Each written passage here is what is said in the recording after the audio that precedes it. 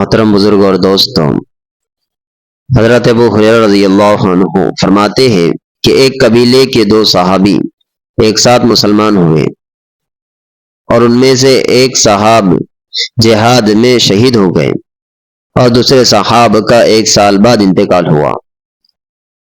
تو میں نے خواب میں دیکھا کہ وہ صحاب جن کا 1 سال بعد انتقال ہوا تھا وہ شہید سے بھی پہلے جنت میں داخل ہوئے۔ مجھے بڑا تعجب ہوا کہ شہید کا درجہ تو بہت اونچا ہے، وہ پہلے جنت میں داخل ہوتے۔ میں نے حضور صلی اللہ علیہ وسلم سے خود عرض کیا یا کسی اور نے عرض کیا تو حضور اقدس صلی اللہ علیہ وسلم نے ارشاد فرمایا کہ جن صحاب کا بعد میں انتقال ہوا ان کی نیکیاں نہیں دیکھتے کتنی زیادہ ہو گئی۔ ایک رمضان المبارک کے روزے بھی زیادہ ہوئے اور 6000 اور اتنی رکعتیں نماز کی 1 سال میں ان کی بڑھ گئی۔